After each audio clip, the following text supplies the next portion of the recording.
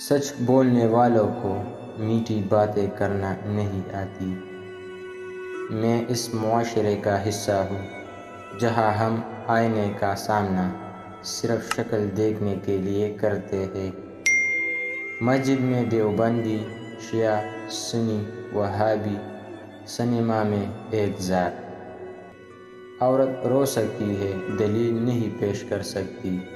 اس کی سب سے بڑی دلیل اس کی آنکھ سے ڈھلکا ہوا آنسو ہے۔ حسن اگر پورے شباب اور جوبن پر ہو تو وہ دلکشی کو دیتا ہے۔ عورت سے محبت کرنے کا پہلا مقصد یہ ہوتا ہے کہ وہ مرد کی ہو جائے۔